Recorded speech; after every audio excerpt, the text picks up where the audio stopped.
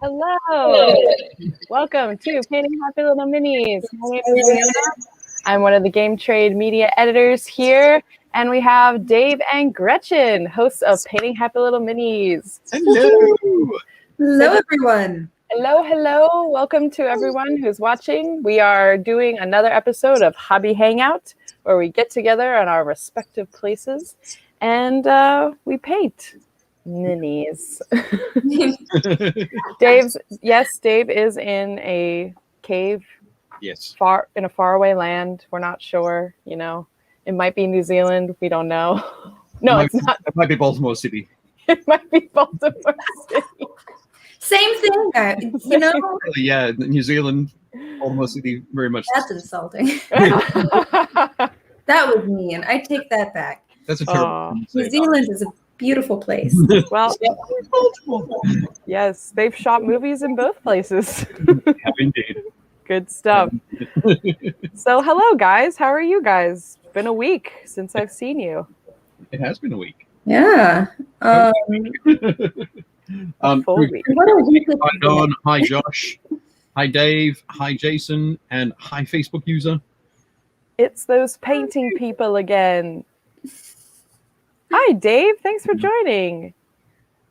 Also, hello to Jason. And if you're watching on Facebook, it's probably JT, but let us see your name by scrolling up on the original post, and there should be a link that StreamYard just needs to access your profile for some reason. And then for some reason, you sometimes have to accept every time. I'm not exactly sure why, but then we can see it. So good stuff. So we've been painting. We've been doing the things here at Painting Happy Little Minis, and we're going to continue with our dear projects tonight. So let's check in and see what people are doing. Gretchen, how about you? So I am hopefully still working to try to finish up my Frost Giant. So I am hoping to finish him up today, and I think we'll do the giveaway today. Okay, cool. Yeah, we're shooting for the positive. So, midway through the show, we'll do hashtag, I think, gargantuan. Okay. And see how many people can spell, and then see who the winner would be. And we'll post that up on the Facebook page whenever Leona sees fit. Yes. Decide that. But yeah, that's the plan today. I did injure my hand right before the show. No. So being clumsy and silly. I do have the photo that you sent me. Do you want me to show that? Show them with the good light. Yay! Not of my hand injury, of my mini. Oh no. Cool. Looking great. Yeah, so he's looking pretty good. I'm liking how he's coming along so far. I'm painting all his little scars right now, and then I'm finally gonna buckle down and paint those two warrior skulls on his belt.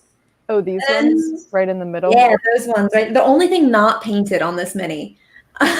Wow. And then it's all going to be just, picking out those details for the rest of tonight. Excellent.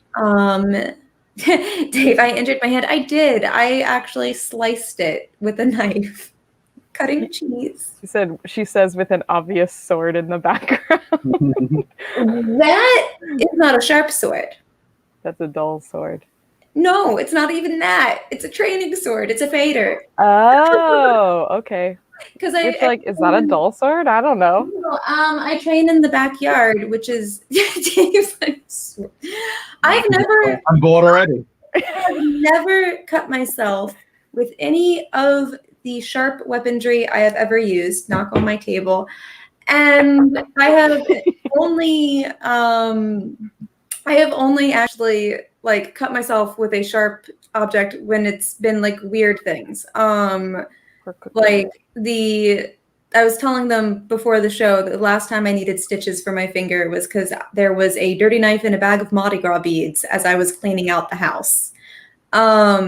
Wait, was that the murder basement you were cleaning out?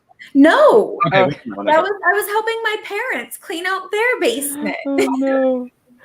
Which apparently also has a little bit of murder, but like murder.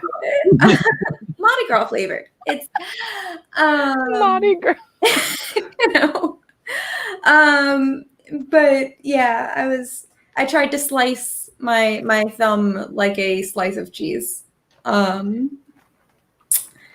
I don't recommend that. And then your thumb said no, and you also said no, and now you're feeling pretty good. I am. Good. Because I just slapped a Band-Aid on that and said, that's future Gretchen's problem. We got minis to paint.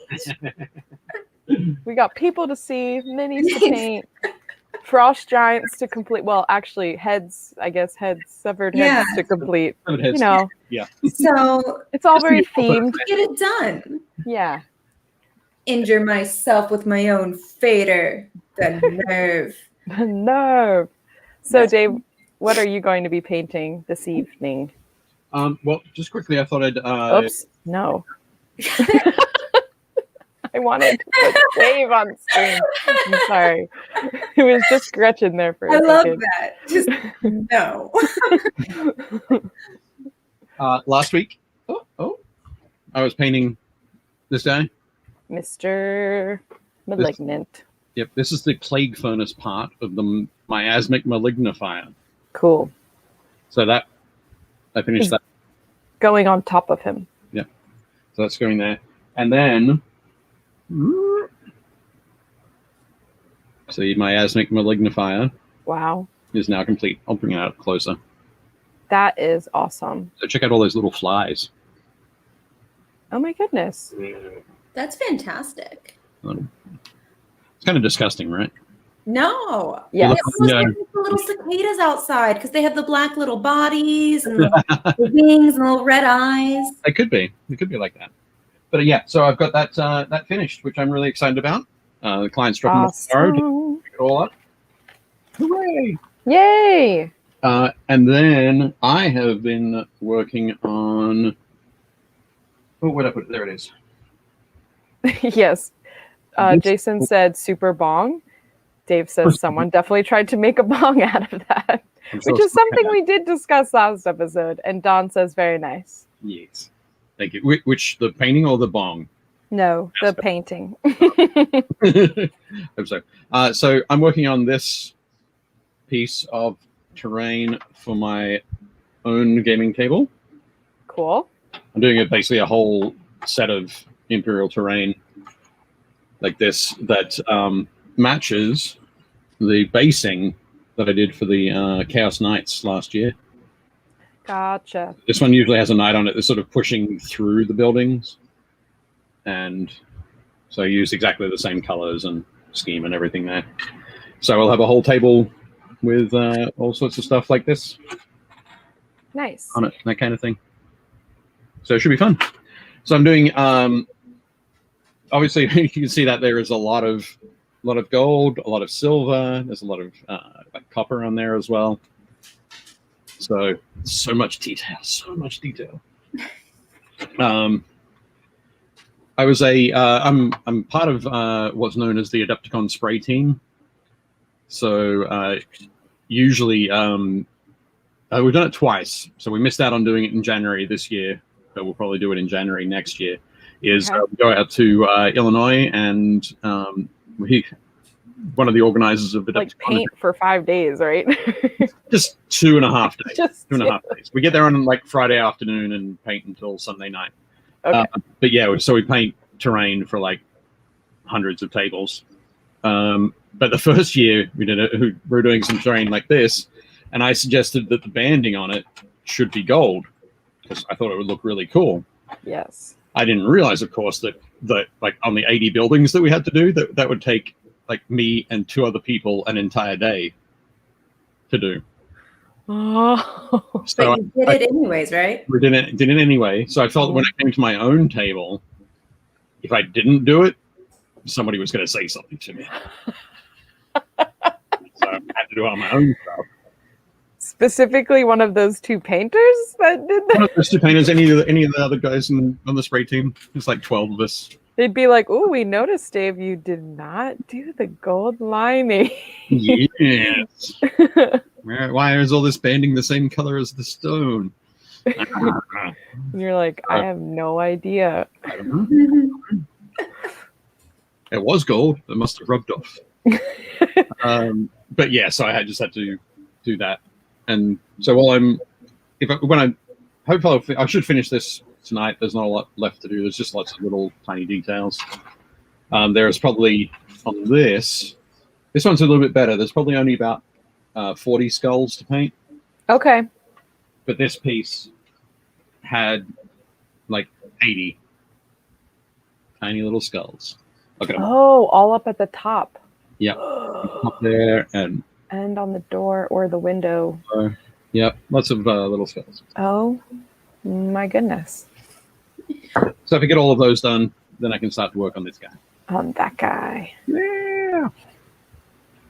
Just as a nice palette cleanser, work on some other bronze, gold, metallics. Keeping in the family. Why not, right? Yeah. Jason was asking, do you record colors or you use your techniques that you do on projects in case you want to go back and match them? Typically, I do. Usually, I have a fairly set sort of palette of colors that I use, and so most of the time, the stuff I do is fairly repeatable. When I used to blog a lot, I definitely put recipes down on my blog. But now I mainly use Instagram, and if I'm doing something new, I'll probably mention the colors so I can go back and check them out. But these ones, the colors that I used on the basing, were recommended by my friend Damon in a conversation we had last year. And so there were colors I didn't have before. So I remembered which ones I added to my collection then. So it was pretty easy to go back and then work on these. That's good. Yeah. Usually I try for any particular project is use most of the same colors that I know how to use. Not how to use, but I know what the result is going to be. The recipes, because you've painted long enough that you kind of know. Yeah. I know what a red is going to look like and a blue and right, that sort of thing. So they're all up in here. Yeah. Yeah. And then for a project, I'll maybe change one thing or do something new. So like when I did the Death Guard guys, I used that greenish blue sort of bug kind of palette. So that was completely new. Everything else on all the other colors I used were pretty much as I'd expect, but that was the bonus for it. So cool. And now I've worked that into my repertoire. Somebody says, "Hey Dave, can you paint some of your Death Guard guys?" I'll go, "Sure." Like 3 colors. So yeah. I know exactly what I'm doing. I know where they're going. But yes, and I know you've said that some of your other painter friends like make a mixing diary, or you know, they essentially have like a notebook that then they they dab the colors in and write it down too, just to show like how they were doing it. So that's one way to log or catalog. Definitely. I think it's just what you feel comfortable with and how much you want to keep in your brain. But yeah, no, that's exactly right. Using a log like that, you can put down swatches of the colors that you use and also of the colors you mix in particular. So that's a good way. There are a bunch of different apps that you can get as well. You can check down. Let me see if I can find. Where is it? Oh, there it is. Also, real quick, I just want to say hello to Gary. Hey, Gary. Thanks for joining. And hello to Mike. Dave Taylor, one of these days you need to share your turbo terrain painting tricks. Sure. But there's I have there's a app on my phone. I haven't used it very much, but called Paint Your Minis, or Paint My Minis, something like that. And in there I have, looks like one project I have in there is the Union Army that I was painting for an American Civil War game. And so I had like here, I don't know if you can see it, quite see it. My phone quite a bit, but there you go. So you have different things like the artillery piping, the brass plate, cavalry piping, gray wool. So you click on gray wool, and it tells me, my base color is dark gray. My first highlight is a mix of dark gray and London gray, and my highlight is London gray.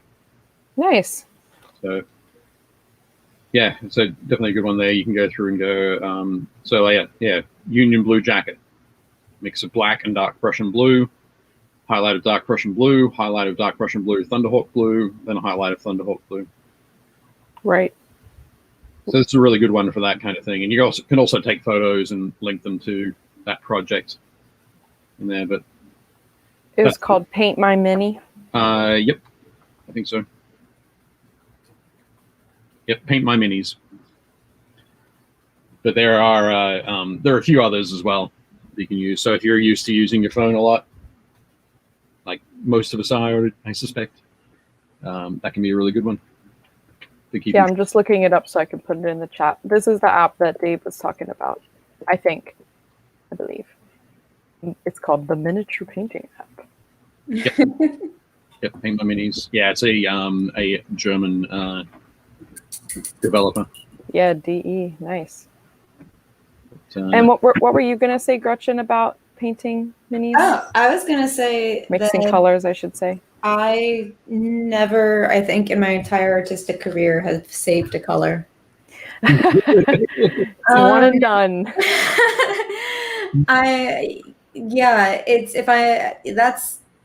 I'm just gonna have to mix whatever. I mean, with watercolor, it kind of gets saved on the palette, so I can try to match it. Right. But, that's, I guess, gotta live on the edge. That's sometimes that's a great approach for individual minis. Yeah, I was gonna say that's not. That's why I'm not a commissioner.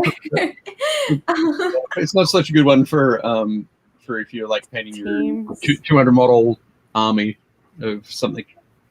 I don't think I'd have the attention span to paint a whole army. It can be a slog, particularly 200 models. Oh gosh, just so much. How many? But yeah. Yes. You could do a small Warhammer Underworld band, which would be like 5 guys. Gary says, "Where's the glitter? The glitter is the last thing. Be patient.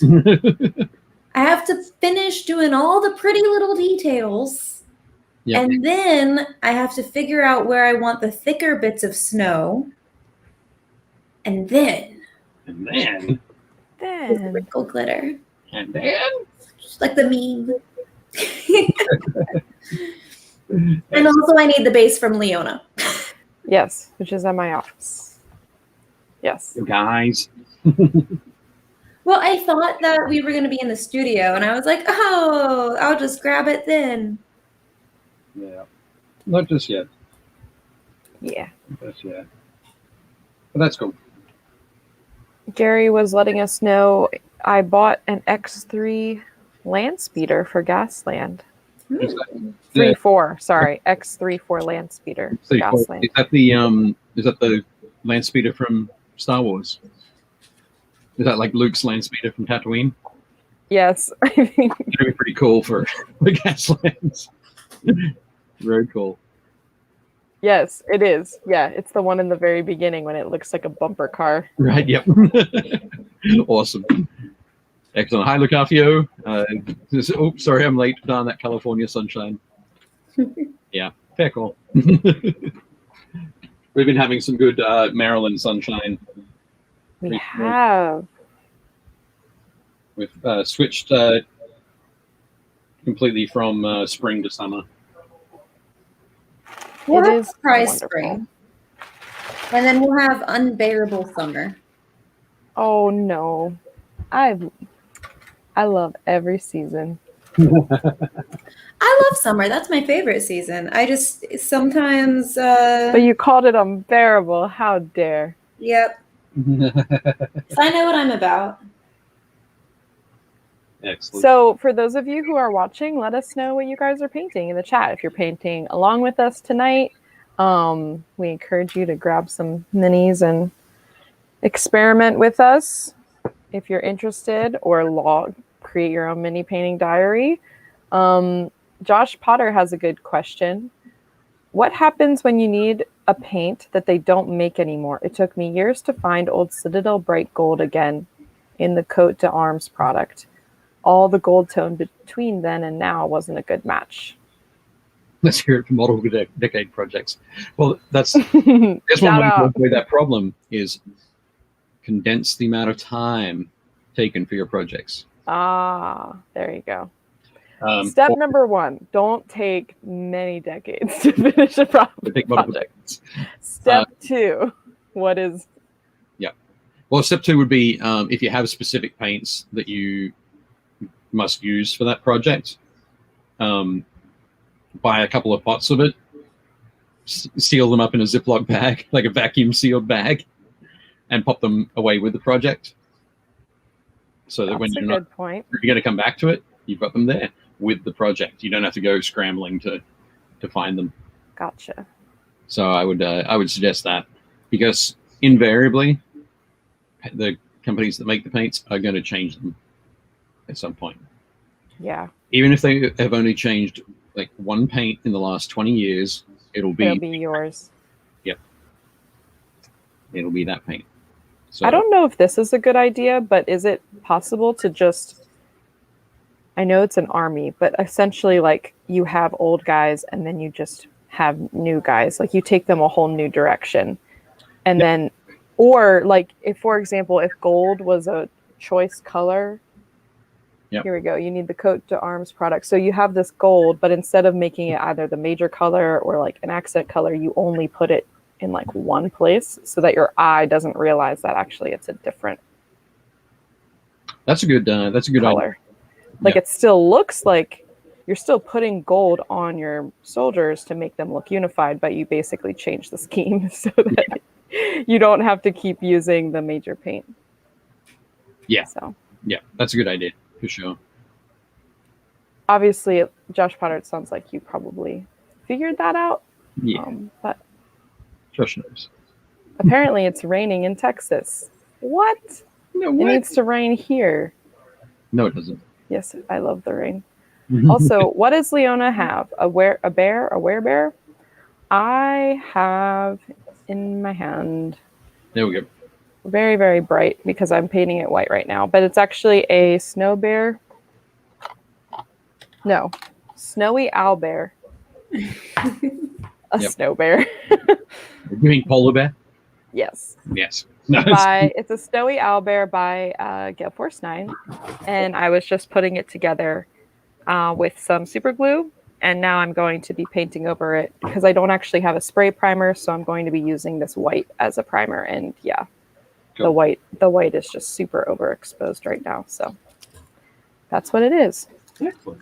Tonight I'm going to be jumping in between like 3 different projects because I don't have any attention span. So I'm gonna be I'm gonna be finishing up. Which actually, I do have a picture of this guy, Mr. Arkin, that I can show. Cool. Yep. Here we go. Let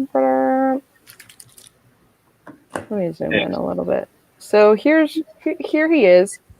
Cool. I'm going to be painting up the skulls down here, and I'll probably add some more color onto the flame.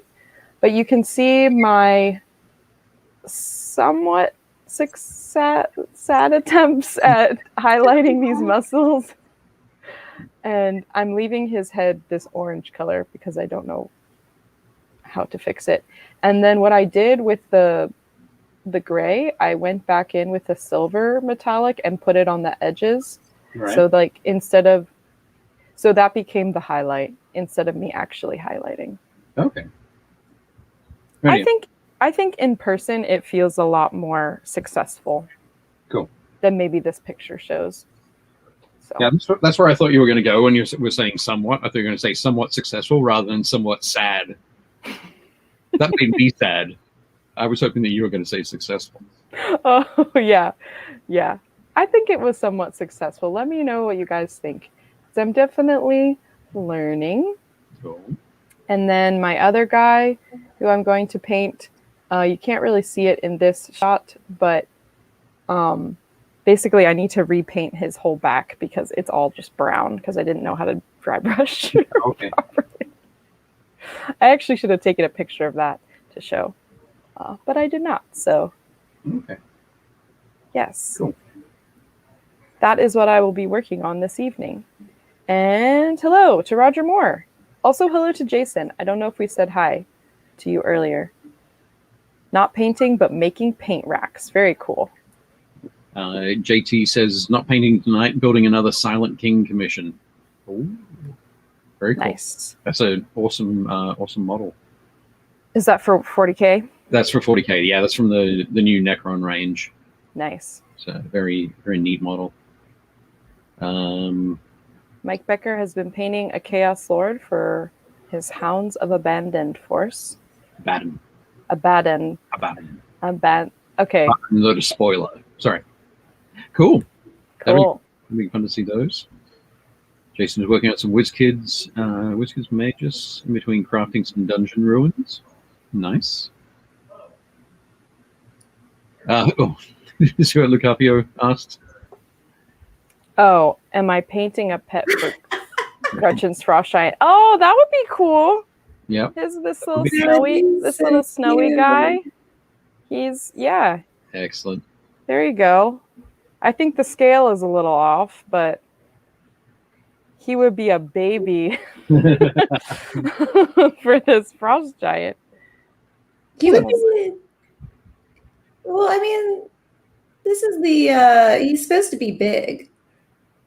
Yeah. Frost Giant's a big guy. Like, that would be like having a dog. Yeah, exactly. Except it's a snowy owlbear. Yeah. It's going to do a much better job of ripping your face off than just a regular dog. Excellent. Laser Judas says, ooh, not wife Gretchen. I got my moving poster from your horror movie. For those wondering about the context for that, his wife is also named Gretchen. Oh. It confused quite a few people. Yes.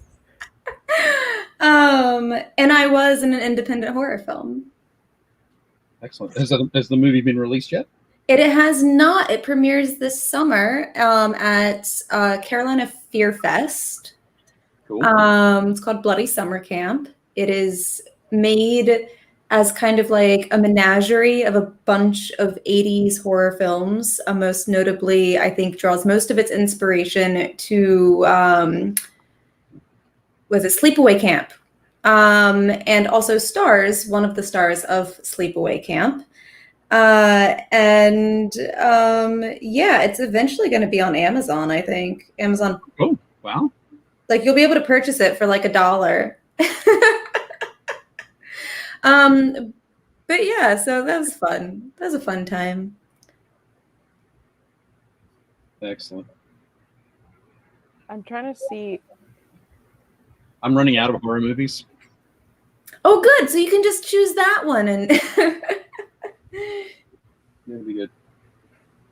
Here you are. I see you on the IMDb.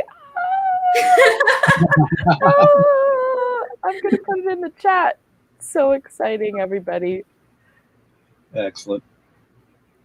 This link is for the movie that Gretchen was talking about, specifically this cast list, where then you can see Gretchen's name and be excited. If you don't believe it, it was just about it for a little bit, and I posted up screenshots, I think, on my Instagram of like behind the scenes and acting, because it's all like the cheesy it's all the cheesy horror films kind of tropes that are tied into that, and all the money from the tickets that are sold for the premiere goes to Camp Holiday Trails, which is the location that it was filmed on, and it is a special needs and camp for kids. Oh, that's so awesome. It allows, it's like an actual summer camp with like horses and camp things and arts and crafts and all that kind of stuff, but it specifically caters to kids who have special needs. Yeah, that's really cool. So everyone go see that movie. Put it on your list. Yep. Put it on your list. Excellent. Also, I'm totally not scrolling. Also, Laser Judas, thanks for joining us. We appreciate it. Roger Moore said, I finished my Denmark Warriors, but did not get the picture in time. Okay, I will submit it next week. Moving slow on this again. That's okay. Cool. That's okay. Sometimes you just gotta move slow. Hello, Sean. Thanks for joining. Back to the Lumineth to finish the 2,000 points. Excellent. Very cool. Oh, also thank you, Josh and Dave, for your comments about my mini. Yeah, Josh was talking about the slightly desaturated. It was partly because I was doing the 5-color challenge. Initially. Yes. Also, hello, Brontonaut? That's cool. I love that username. Working on Tyranids for Kill Team tonight. Super cool. Did you have a Kill Team? No, I'm thinking of Warcry for you, Dave. Anyway. I have played Kill Team, though. Gotcha. Okay. My Death Guard army started out as a Death Guard Kill Team. Oh, okay. I was like, these guys were really fun. I should do some more. To answer 2 of the questions in the chat, I do not play the final girl. I play a girl called Felicia who is mean. So without giving any spoilers, I'll leave you to kind of hypothesize her fate. But as it's very tropey. And then for uploading IMDb pictures, I actually don't have access to that. Yeah, I was going to say that's not something. It's completely the directors. I have no access to my IMDb page. I can't do anything with it. Yeah. I don't particularly mind though. I'm not in like blockbuster good movie. Yeah, that's okay. I just was excited to see your name. That's why I wanted to share it. Literal campy horror films. That's great. I think you can do it if you get a IMDb Pro account. Yeah. I'm not paying for anything. Exactly. Yeah, I know. Also, your friend said, Laser Judas says, I'm not going to lie, I do have fun confusing the people with the not wife part. Gotcha. Hello, Chris Gorka. Thanks for joining. Good to see you. Hey, Chris.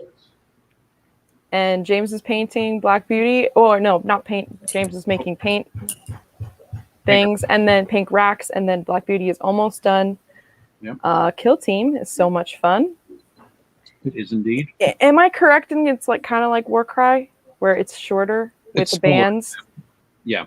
Yeah, it's smaller number of models. Okay. For sure. Excuse me. I didn't want to like completely sneeze.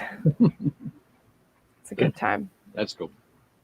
Blazer says, I'm currently painting a medium, large, and huge version of a Bugbear PC I'm playing. Oh my god. That's amazing. I was just watching something earlier today, and somebody was like saying, I'd really like to play a Bugbear, but not in a standard kind of Bugbear kind of trope. Okay. Or if I don't want to hang around with these goblins. I just want to go into town and have like a beer in the tavern. Is that okay? Wait, that's so good. Yep. He just wants to be a villager. He's like, I'm just done with all this mean thing. I don't want to be a villain anymore. I just want to be a regular guy. Yeah. And I'm guessing, like, Yep. why do you have to paint a medium, large, and huge version? Next comment. Oh. Check the next comment. Keep scrolling. I can't scroll. Rune Knight who enlarges, then casts enlarge on himself to become huge. Oh my god. I just imagine like as like the DM like setting up the minis and then like they cast it and he's like, bet you weren't I bet you didn't think I'd be prepared for this. The player is just like, and the player's like, okay, fine. What about this spell? And just even bigger mini.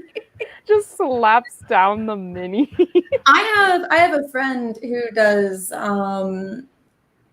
different Mandalorian cosplays just fantastically. Nice. And I keep threatening them that I will paint Mandalorians to look like their cosplays because it's all like OC characters that they role play. Yeah, okay. Just pop up on a game night and be like, bet you weren't prepared. Here you are. That's awesome. That's very cool. Did I sneak any minis onto the set as Easter eggs for all of our fans? No, I did not. I almost snuck. So I tried to sneak some comic books. I would have done it. But they actually stayed really true to the whole 1980s vibe. Wherever they could, they would make sure that the set was from the 1980s. Cool. So I think the only things that they couldn't 110% match were some golf carts that were from the early 90s. Okay. But like the cars, the clothes, all of those things. There's Playboys from the 1980s in a scene. There's comic books. It's Leona's making faces. Haven't you seen a horror movie from the 1980s, Leona? I have. Not. You've never seen like I mean, I Nightmare on Elm Street. So all of those things, they really did their best to attempt to keep strong with, especially on their budget. That's cool. But we also had strict COVID like protocol because the second half of filming ended up in COVID, and then I broke my foot, not on set, unrelated injury. So it was a very like an interesting time. Yeah, it was an interesting time. It was fun though. It was a good experience. Like I always wanted to be in kind of like a low budget horror film because I thought it'd be fun. So when I saw the casting for that, I was like, I'm gonna do it. Cool. Because I have no thoughts, just impulse. But it was very fun. Yeah, very, very 1980s. If I could have, I wasn't gonna find. So my dad has an original D&D set from the 1980s. Okay. But I couldn't find it to sneak it on the set. Right. So that would have been great. A single tier. But I play like I'm a popular girl, so there wasn't really any opportunity for me to have anything nerdy like in that production. Ooh. I make fun of the nerdy kid throughout most of it. So sad. Like making fun of him on set and then off set. I'm like, I am you. That's right in the stereotypes. You don't even actually read the comic books. This is the wrong casting. Sean says Mean Girls are either the villain or the first one. Womp. I had a character with bugbear bodyguards. Very cool. Excellent.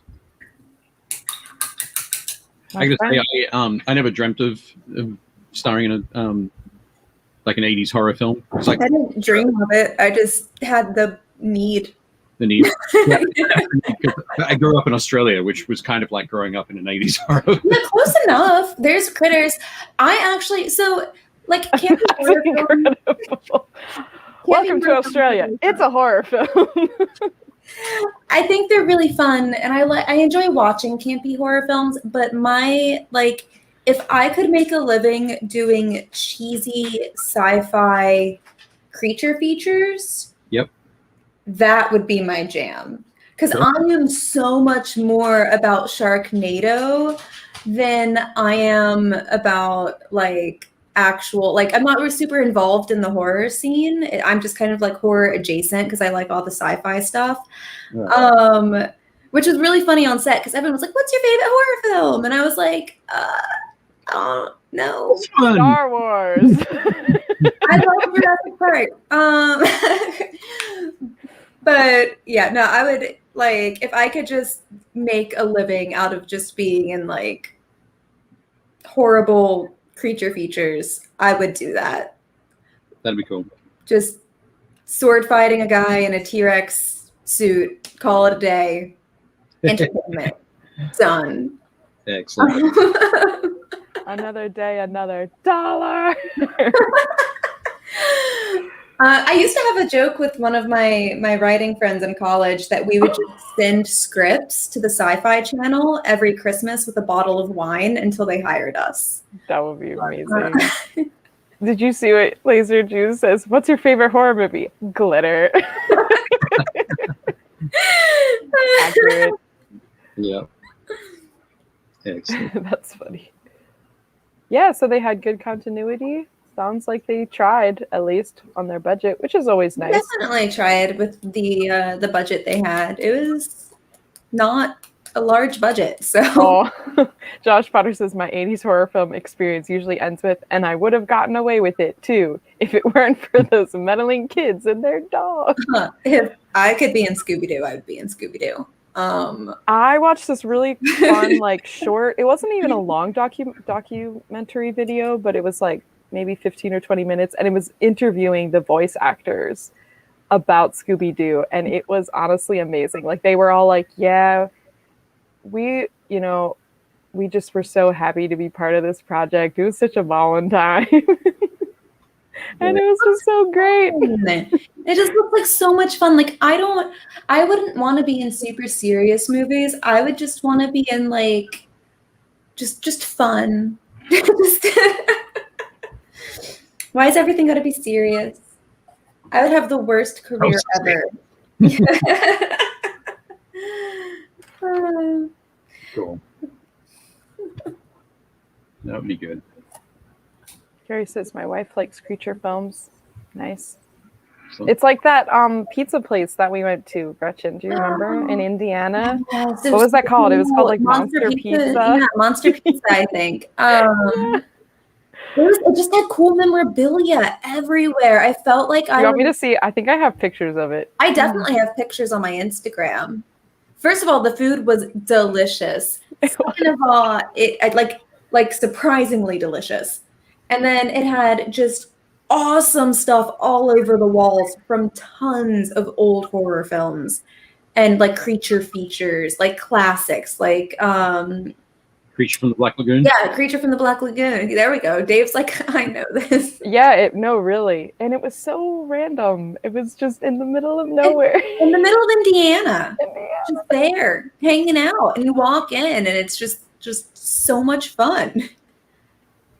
Sean, was that in Indianapolis? I don't think it was in Indianapolis, but it is in Indiana. It was in Indiana. It was in Fort Wayne?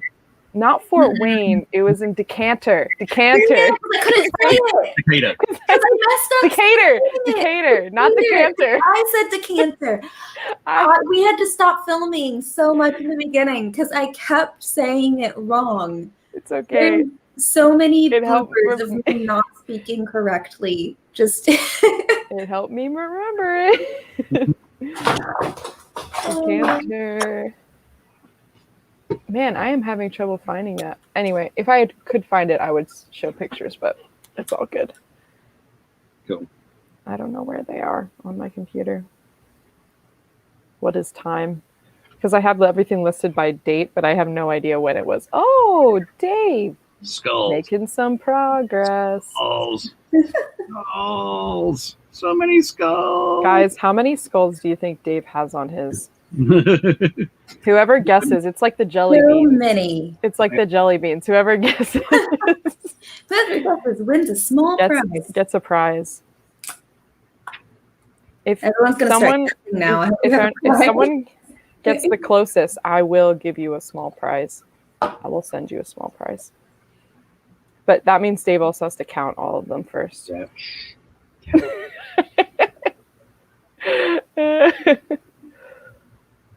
Laser says, I sent a movie treatise to sci-fi based on a giant radioactive lobsters flung from oceans via typhoon. Okay. Lobstorm. Okay. I think we had, I can't remember all the scripts. We had like a zombie script that we came up with that was really fun. And then we came up with a prequel for it that made it really sad. Like, isn't that always the way? Where we were like, oh my gosh, because we had all these references, and then we were like, oh, that's sad. And then, oh, the giant is doing well. He's coming along. I'm working on those two little faces. That's my computer. Sorry. And then, sorry, Gretchen. Did you want to show your? Oh yeah, I can a little bit. Yeah, let me pop some of this contrast paint on real quick. There we go. So. Cool. Yeah, I'm just putting some shading on the little bit of skin tone that you can see. And then pretty much everything else that is visible is like helmet. So I have some gunmetal that I'm going to go over. And then there's the rope that it looks like holding it on his belt. So I'll go over with the same dark red rope. And then I'll move on to probably picking apart some of the metal textures on his helm and on those swords and shields and go from there. The last thing I'm going to do before all of the snow is some blood pouring a little bit from those severed heads and his lovely little wounds that he has. Maybe make some of those scars fresher than others. Cool. How would you do that? So right now I have them just multiple colors because scars when you first get them are dark, can be anywhere from like a dark purple to a dark red. And then as it cycles through over the years, they get lighter and lighter and lighter until they turn more of a silvery color. That'll be your thumb. That'll be my thumb. So I just have them different shades of that to try to get some kind of feeling of time. Yeah. Without making them too messy. There's a few places where I probably need to make it look a little nicer. Is there a body hanging on top of the axe? No. So that is it's a skull. It belonged to a body of something, but it looks like a deer skull or maybe another giant. Maybe a bear.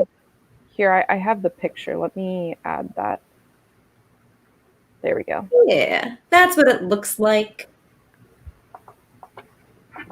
Yeah, so that's the skull on top of the axe. I almost said spear. Good lordy. Some type of spear.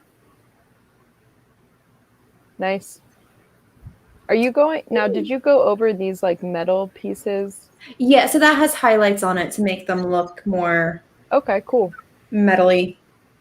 because that was done before I found the gunmetal. So that is silver and black contrast paint. Gotcha. Um, Our dear friend. He is looking great, though. I'm excited. I'm glad I went with the blue because it doesn't look as intense as I was afraid it was going to look when it was just the skin that was painted. And I Right. think with the snow and the blood, it'll even more will kind of come together and look really nice. So It's Also- definitely cool when you can draw things together with snow and blood. everything looks nice. You know, if you're looking for something to tie together that outfit, snow and blood. Snow and blood. Snow and blood. Ooh. Also, I just want to say hi to P. Beckus. Thanks for watching from Perth. Woo. Hello. Ooh. All the way from Perth. Great to watch live. Thanks for joining. Yep. Let us know. It's like the like if you were to tunnel directly through the center of the Earth. That's where we would end up. No, Perth would probably be the closest city to where you'd end up. Oh, in the ocean. You'd probably end up in the ocean somewhere, but yeah. Otherwise, that's pretty cool. Nice. Nice. I know. Pretty cool. Well, Yes, Perth. Perth is very far away. I mean, Australia is just very far away, but that's so cool. Thanks for joining. Let us know if you're painting anything. We would love to know Excellent. what you're busy with. So, Laser says there's a minimum of at least 5 skulls minimum. yeah. I was going to say, so at the moment I'm going through now, there are a lot of little sort of buttons and screens on different parts of the of this. So I'm going through now and just painting those red, just so there'll be something different to pop out from the Gotcha. from all the metallics. Chris Gorka says GW building easily 300 skulls. Oh, God. Well, I was kind of surprised by how many actually are on this after I went and counted them all. So Wow. Lucafio says, I guess 37 skulls. no. No, I'm going to say you're lowballing that. Yeah. If anyone wants to guess, it's like the, Jars of candy. yes, it's like the jelly beans at the carnival. Yeah. Guess how many skulls are on Dave's piece of terrain? I've told you guys about the usually at our street fair that we have just out the front. Yeah. There's a group that raises money by having a candy corn guessing jar, Okay, cool. Yeah. and if you win the jar of candy corn. Okay. My youngest daughter Lucy has won that 3 years in a row. No way. Seriously. Does she do the math? Like, No. She puts her hand out like this. 437. No, she looks at it and I think she thinks she's doing the math, but she's okay. But, She's just really good at guessing and estimating. super lucky of getting closest. To the That's point now where awesome. if somebody else needs to guess something, they'll send a photo of it to us and say, "Can you show this to Lucy? See what she says." That's crazy. That's That fantastic. is stuff. amazing. I love that. Yeah. Like, also, that's such a fun thing to, like, when she's older, you guys could be like, remember when you always won all the candy corn and all the neighborhood kids were like, I don't have fun stories like that. You know what my dad said whenever I was in the Oh. car with my fiance? Out of nowhere, my dad turns to us and goes, Gretchen, how many times, why was it that whenever you were a child, you kept getting swarmed by fire ants so many times? I only remember 2. too many. My fiance's in the car and he's like, yeah, Gretchen, that's a good question. Why am I always getting swarmed by fire ants as a child? Yeah. None And of you her were like, Ask me when I was a child. None of this guessing can't. No fun stories. Just That's funny. Just very random stories. Just random stories. That's all you need. Silver Dragon. that's it. It's fine. P. Becca says, thanks. I'm painting some 5mm Louisiana tigers. Zouaves, excuse me, Yeah. for the American Civil War. Oh, 15mm. 15mm. What did I say? I 5. don't- 5. 5. Yeah. That would have been really 5. impressive, though. Yep. So 5mm. in the middle of the 19th century, It is something different to us. the French army, well, some guys in the French army, but basically developed this very flashy style of clothing. They had they had big MC Hammer parachute pants. Wow. Tucked them into their boots, and they wore vests, not vests, but waistcoats and fezzes, and but they were very, very dashing. Everybody thought they looked wonderful, to the point where when the American Civil War broke out, on both sides, there were people who sponsored regiments of raised regiments of Zouaves and provided them with these flashy uniforms. Wow. So there was It doesn't surprise me in Louisiana. Yeah. Just be French culture. Dink. Well, not just Louisiana. There's a Zouave regiment in the Union side that was from New York, and they were all firemen, New York firemen, who signed up, and so they had a particular uniform. Wow. But they might have had the blue jackets of the Union, but then they had red pants, and as I said, it was crazy stuff. You can't fight wars not looking cute. Yeah. Yes. But that was the key thing. They had to look good first. Don't you know how it works, Dave? Well, it doesn't work that way for me. Gary says 52 skulls. My guess, and Jason says my guess is 86 skulls plus 3 numbskulls. Oh, does he mean you you and Gretchen and me? Yes. Okay, well, I am going to say on this particular piece, this part, there are 55. Okay. So Gary got super close there. Whoa. This piece, there are 81. Wow. Did someone else say 80? So that sits on top of it. So 81 and 55. Sean said 75. 75. Oh, so together? Were we counting them together? Yeah. They would be 136. And James said 100. So, yep. Crazy. Nice. But the cool thing about them being scenery, because the scenery isn't the focal point of the gaming, and you want your miniatures to be the gaming, so this sort of all sits in the background. So I'm going to show you something here. One of the Mike was asking before about sort of quick terrain painting techniques, but you can see here is some of the colors splash over onto the other areas, and I haven't gone and corrected those, and I probably won't. But you can also see the skulls there. Yes. So I painted them with Vallejo beige brown, and then with bone white, and then with ivory. But there's not a lot of detail that I painted onto them. Right. I just painted really quickly, and just to give the look. So from here, it just looks like a whole lot of skulls, right? Because that's the distance you're going to be looking at it, and you're not going to be focusing on the terrain. You'll be focusing on the minis. There's going to be minis. Yeah. So, yeah, you don't have to be super accurate on terrain, unless you're doing it for a diorama or a particular backdrop and you want it to be perfect. But you don't need it to be perfect. But in some ways, you would one would argue, even with diorama, you want certain things to not be having your full attention.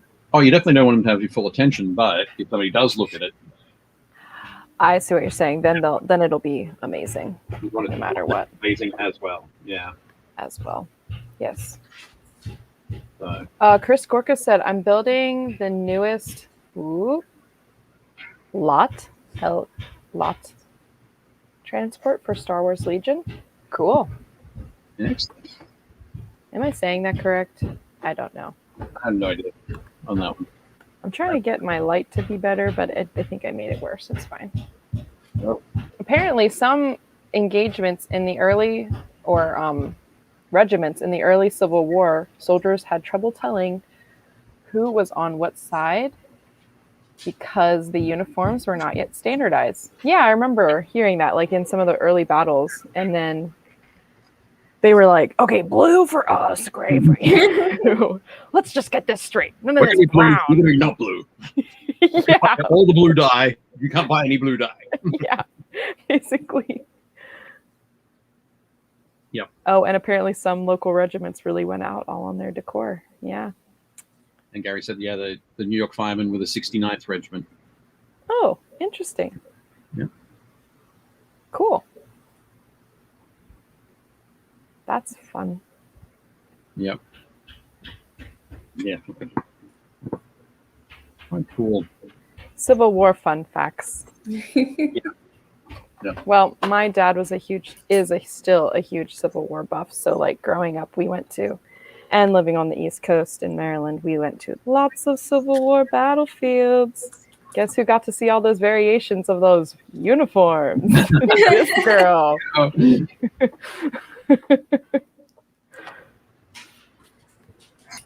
Yeah, for me it was when I was working for Wargames Illustrated. Oh, cool. I get to learn a lot about historical battle uniforms. Oh, I feel like Dave got a little lost there. Oh no. I'm back. You're back. We're back, baby. We're back. And do you know what time it is, Dave? I'm gonna guess that it's like 8 o'clock. What time is it? Yes. Time to get ill. No, okay. Let's try to look at minis. Time to look at minis. What time is it? Summertime. Okay, give it a shout. And the living is easy. Yeah, no, that's a good one. Okay, let me. In the living DC. All right, so we're going to be looking at some minis from our Painting Happy Little Minis group, from the people who submitted to the link in our forms, or excuse me, who submitted to our forms application, or whoops, why did I minimize that? Now y'all can see my screensaver.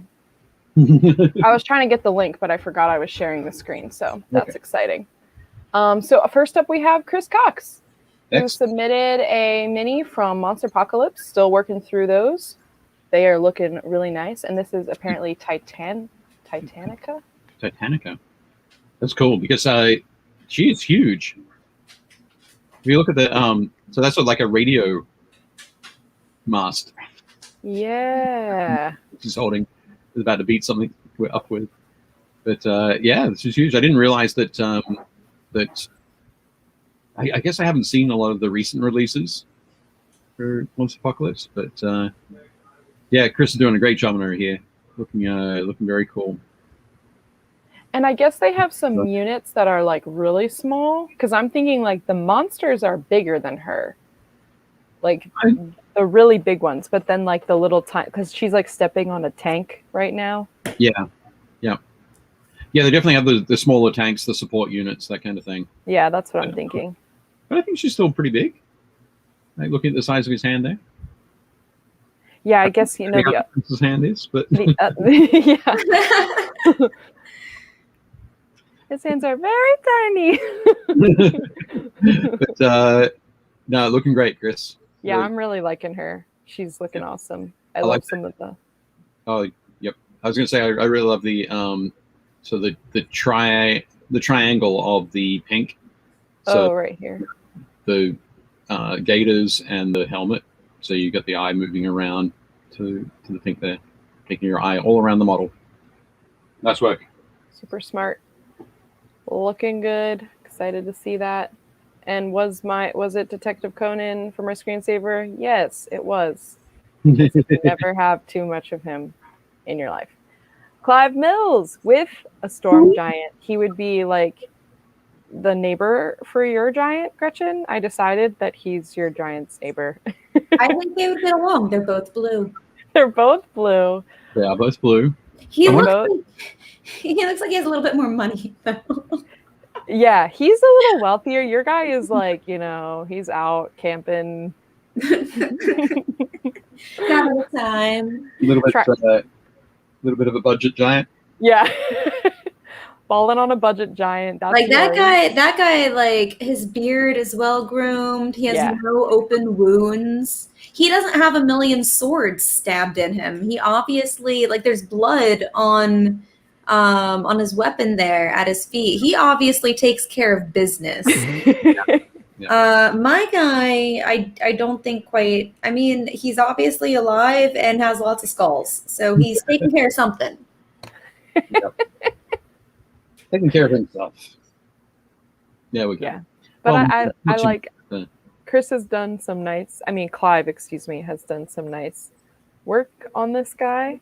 I am enjoying the yellow, that it is just bright, almost like lightning. Yeah, looking really good there.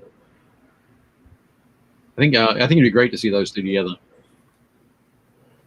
You think we should make that happen? Or at least a photo of them at the end. Oh, do you want me to put them side by side? Is that what you're trying? The magic of Photoshop at some point. Yeah. Okay, I can do that. But yeah, looking good, Clive. Nice work. Chris Gorka with Right. the Knight Commander. Infinity. So I'm not sure how many people have seen. Chris has been posting a whole bunch of stuff in the group over the last week or so. He's painting all these up for an Infinity Force that's going to be raffled off by the Nova Open Charitable Foundation. Hey, that's awesome. That's super cool. The same folks are going to be auctioning off the Slaaneshi Knight that I've been working on. That I think we showed. I talked about it a couple of weeks ago, I think. So I've got to get it painted. Chris is obviously way far ahead, and he's got all the stuff painted. I think we have to have the painting finished like in 2 weeks. So I better hurry. But no, these are all looking really good. I'm putting a link to the Nova Open Foundation Oh, cool. in Excellent. the chat, just in case people are wondering. That's something that Dave has participated in, and they're just raffles to help good organizations.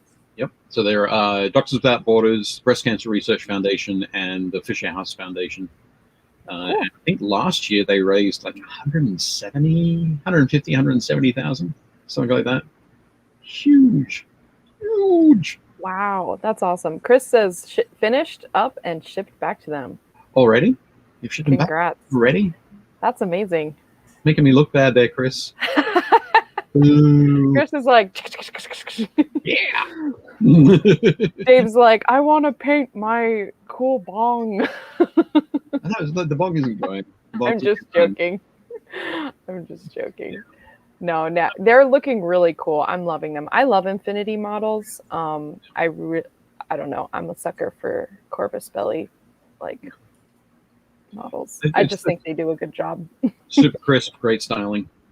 Yeah. They are awesome. But yeah, nice work, Chris. Very cool. Yeah. Loving the work on the sword, the nice green color. Yep. And yeah. Very cool. Jason with a griffin from WizKids. Excellent. Yep. So yeah, I think when Jason posted this, he was feeling that that perhaps he'd kind of am I getting better or am I getting worse? Right. No, always getting better. Always getting better. So I urge everybody to go and check out this griffin on the page, because he's got a top-down view, so you can get to see the back of the wings. I know, fantastic. But yeah, initially he suggested that maybe you should pop a little bit of orange into the beak there, just so to sort of add a little bit, so that it kind of looked a little bit more like the feet or the lion section at the back. And I was like, I think maybe if it like faded to black at the front, like at the tip of the beak, because I've seen eagle beaks like that before. That's true. So bald eagles, I don't think do. yeah, that's the thing. I then immediately went and Googled it just to make sure I wasn't sort of talking out my butt. And there was all these pictures of bald eagles with no fade to black. Oh yeah. Bald eagles are very much just like that miniature. They're very vibrant. They just have the red, that orange. Yeah. Orange in there. Just that orangey yellow, and their feet also that intense orangey yellow. They're very much that just vibrant, distinct contrast. Yep. But yeah, no, I think this is one that's definitely like you can see improvement, and don't worry, Jason. Leona, if you just if you Google, rather than Googling bald eagles, Google eagle beaks. Eagle beaks. Eagle beaks. Well, it only brings me up this one. Well, if you click on images. Okay. I mean, and then scroll down. Keep scrolling. This one? Keep scrolling. Well, there's that. Yeah, there's that one. Is there a specific eagle? Yeah. So that kind of thing there, you've got that with the black at the tip, and then a little bit further down. This one. You're thinking like hawks. But one of the other things as well is I noticed that a lot of the things. So you've got the golden eagle there with the pointed beak. Okay. But some of those, it seems that juvenile eagles. There you go, juvenile golden eagle. Oh, okay. More likely to have that sort of coloration. Interesting. But again, it's a griffin. It's a fantasy creature, so maybe the eagle that it's half of isn't necessarily an American bald eagle. That is right. You got flexibility there, Jason. Liberty, artistic liberties. Yep. You're like, guys, it's not all about the bald eagle, Griffin. It doesn't have to be. But it's looking cool, Jason. I think it looks good. Yeah, no, it's definitely looking nice. And I agree, there's a top-down shot of the wings, and that looks really good. Yeah. I like it when we get minis in the group that cause you to go and Google stuff. What is this? What is this? How should that look? We have JT who sent us a close-up on the screens that we had talked about last week. Yep. I don't know if you remember on his robots. We had talked about. Ooh, that turned out really good. Yep. Yeah. Yeah, it definitely looks cool. Yeah, it looks really good. When at first I was like, oh, that's weird. It's a zoomed up picture. And then I was like, oh, I remember what we talked about. That's awesome. Yep. Nice work, JT. Turned out great. It's nice. It's not over the top. It's just nice and subtle. Yeah. Great work there. I love that little targeting grid as well. Very neat. I know. Okay. Yeah. Yeah. I wasn't, at first when I saw it, I thought it was like a smiley face. Right. And then I realized it wasn't. No, but I really do like it. It's looking really good. It does look and cool. Maybe you don't have to do that for every single one, but we do really like it on this guy. When you do. Yeah, it looks great, JT. Nice work. We have Sebastian with a sovereign from Malifaux / Weird Games. Yep. Ooh. Yeah, this is very cool. I think Sebastian's done a great job here. One of the things I love the model, and I love the color choices through there. Obviously, the blue and orange is always going to get me, but I also love the basing. So rather than just going through like a standard base, it's created a railroad sort of track there. So you've got the sleepers, you've got the rail. It's really cool. Just adds to that vibe. But, I agree. I really like it. Also, those little tiny stones. Yeah. I'm sure it's just terrain, but like pieces. But yeah. I think it looks great. One of the things that it also got me thinking about flight and the way that the birds would fly. And it's like, we've got those two sets of wings on there. Obviously, it's nothing to do with Sebastian's painting. The model is sculpted that way. It's like, that would be kind of crazy. But then it was like, well, dragonflies have like multiple sets of wings. Lots of insects have it. So as long as these are beating quickly, which they could do because it's a mechanical bird. But yeah, no, I think you've done a great job there, Sebastian. Looks really cool. Yeah, I really like this guy. Some nice contrast with the blue, excuse me, in this water spirit thing, and then the orange and the copper. Yeah. Looking nice. Looking very good. And then I believe lastly we have Sean with just an update on his Warbringer by Games Workshop. Been good. Yeah, I think we had a look at this last week. We did. This one has the gold detail. Right.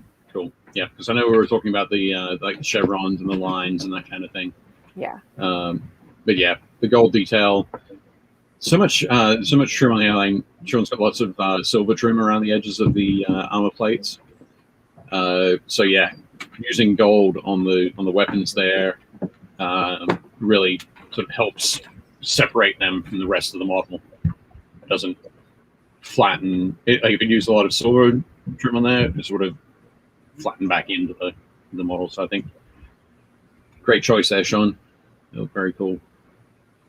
I love that little glow around the eye. Yeah. Too. And it's gonna reflect on in the plasma. Weapon. Yeah. Something like that. I'm not sure what weapon that is. But yeah, looking nice. Good work, Sean. Looking very nice. Lots of little detail work. Woo! JT says, thankfully there are only 2 of those ropes. Oh, good. Yeah. That's good. I thought there were more than that in our previous picture. So if you guys would be interested in us talking about your minis on the show, people just submitted throughout the week before the show to the link. I'm going to put a link in the chat. If you click that link, the top button at the top will give you the forms that you have to submit to, just because I wasn't able to find the link right away. So, yeah, we'd love to see your minis. We enjoyed talking about them and discussing them, seeing works in progress. It's okay if it's not a finished mini. That's totally fine. We just enjoy kind of seeing what you guys are up to and what you're painting and what you're making. So, good stuff.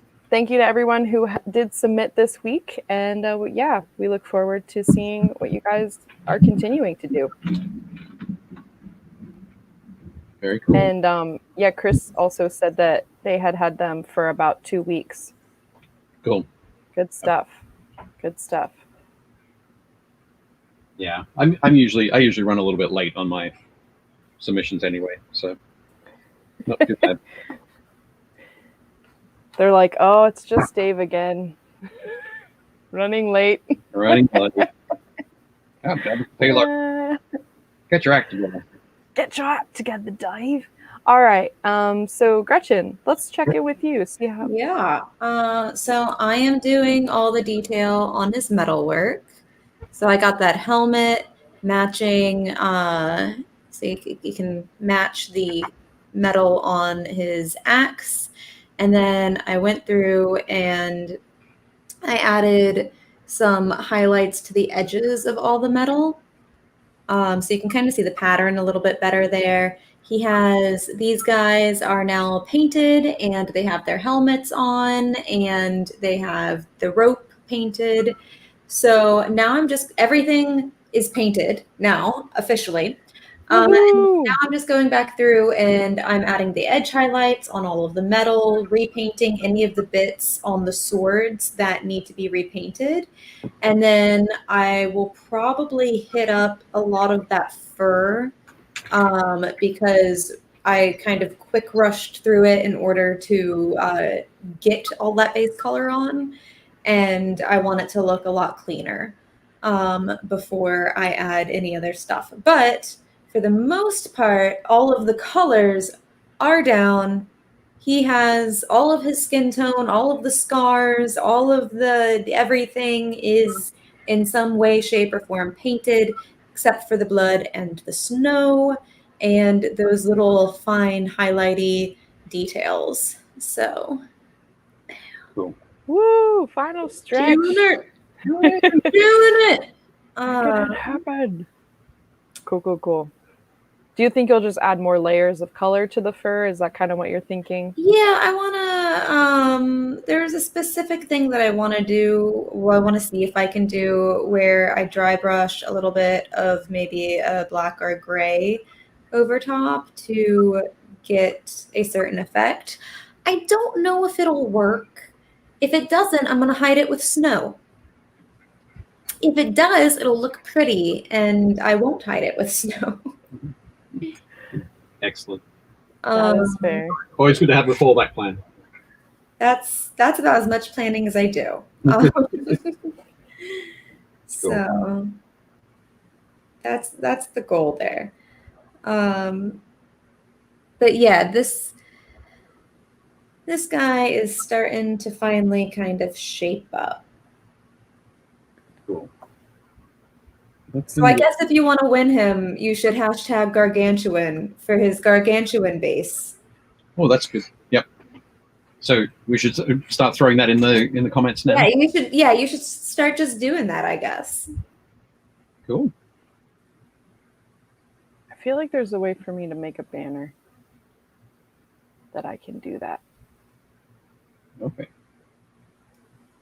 But for those who missed it earlier on, Gretchen is giving away this giant, which she's been working on for the last few weeks, and pop hashtag gargantuan, just like Jason's done, into the comments there. And at the end of the show, Leona will randomly select somebody. Does that sound right? Randomly. Oh. Yes, I will. Excellent. Let me see. Yeah, here we go. Look, there we go. Oh. Nice. Technology.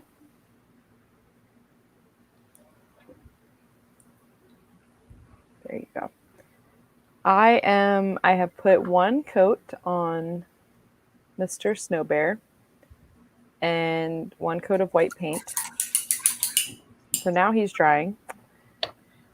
And I don't know exactly. I guess I'll just put a dark wash on him to like contrast all of his feathers and fur. All right. I think. Does that sound good? I would. Everybody? Tell me what to do next. I have a base coat for my. A wash is good, but I wouldn't Okay. get with black wash or a dark brown wash, because it's if you're going to put it over the whole thing, you don't want the whole thing to have those extremes of contrast. Okay. So if you're going to put it over the whole thing, I'd go with a like a light brown wash. Okay. Or if you wanted to have it be more of a gray rather than a warm white, you want a cooler white, go with a gray wash over it. Or final option, rather than doing a wash over the whole thing, you can just do it towards the shaded areas, Gotcha. code areas, Like his underside. underside, and like underneath his arm. under the arm, that Yeah. kind of thing, in the pits. Yeah. So if you're doing it in the shadows, then you can go with a stronger contrast. Okay. So I think that's what I'll do. Yep. Because the last time I tried to paint Mr. Arkin I just put a wash all over him. okay, And I was like, wow, I kind of regret that choice. it can be. I mean, you want to have contrast. You want it contrast between like the really light colors and really dark colors. So I mean, just looking at my head here at the moment. Yeah. It's this point up here. Where is it? Up here. There we go. which is the lightest like part of my head. nice and bright. Right. And then there's like shadows on my face under here. Yeah. So that's not completely black and that's not completely white. So you don't have to go to those extremes. Gotcha. So you have to go. You can, more in the middle. Yeah. Of those. Or closer. Colors. Yeah. It actually makes it look more not just realistic, but your eye, I think, reads it better. It does. Yeah. It definitely can. Good stuff. Cool. Thank you. No worries. Jason says, I did my old snowy owlbear with a gray wash, but on my recent stuff, I based in gray and dry brushed up to white. See, after painting him in white, I realized I probably should have painted him in gray. The two ways you can go. You can start from a darker color and a dry brush up. Yeah. So lighter and wash back. But maybe it was good that I didn't do this because now I don't have to worry about or start with gray because now I don't have to worry about dry brushing. I can just do washes, which is much easier. That's probably what I'm going to end up doing on the fur, even though at some point, just probably before I do any of the dry brushing, just a very light wash, not anything heavy, but just to sink into all of those crevices and kind of make them look a little bit more uniform. Yeah. All that texture. Yeah. Yeah. Cool. I apparently forgot to paint a weapon, and now I'm like, ooh, I'm going to have to touch up all on this rope. But saving grace, anywhere that's in a little crevice that is hard to paint, I can fill with snow. Hey! From the top falling down, it will get in the little crevices. Also, whoever wins this, well, hopefully you've been following along, but you do also realize that glitter is involved. Like that is a thing. Forewarning, glitter is involved. There is a thing. Like 5 people rescind their gargantuan. They're like, hashtag rescind gargantuan. Yep. I'm not doing it. Not a lot of glitter. Okay. Let's see what Mr. Dave has. There you go. So that's the interior of the building. And I just finished doing a little bit of a gloss varnish on the, you see all of those red buttons? Yeah. That kind of thing. So I just did a gloss varnish over all of those. And, nice. Little dot of highlight. So when you look at it, it's like, oh, there's detail in there, and Dave's painted the detail, but your eyes sort of tricked. Didn't paint all of the detail. Highlight all of the detail. Just bits of it. And there's some pictures on the wall in that same red. Just cool. So, hooray! That's what I'm trying to do. So that's basically why does it seem in the same way? Only time will tell. So let's get this all together. So yeah, I think James was the closest on the skulls. Hang on. Oh, overall for the two. I think so. Well, yeah, he had 100 for the. It was 150. 136. Okay. But I think the next highest was Chris Gorka with 300. There we go. Also, hello, Rob Jedi. Thanks for joining. I saw you chat earlier, but I didn't get to say hello.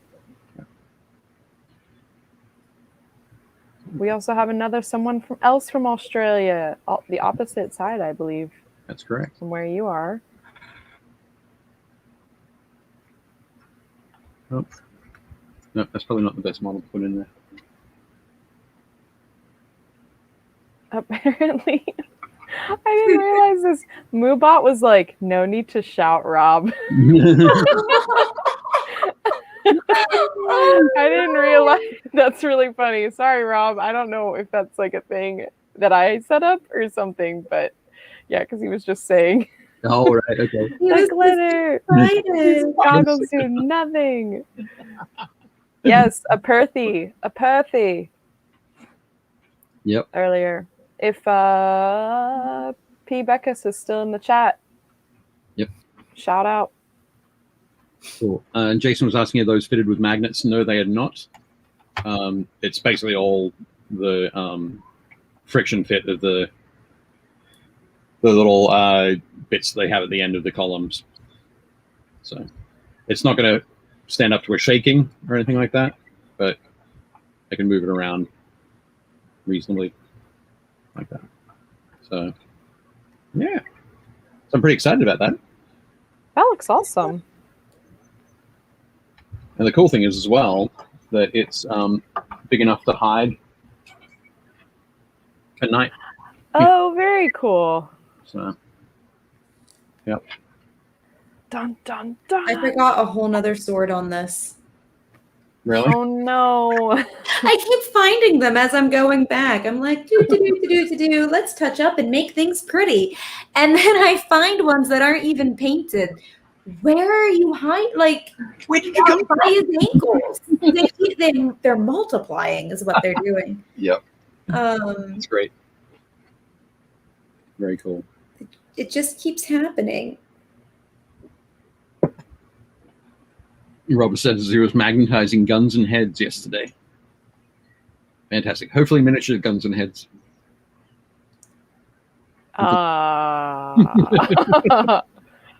Oh, also, I totally forgot. Been cleaning a tackle box of Fallout minis for the last couple of weeks.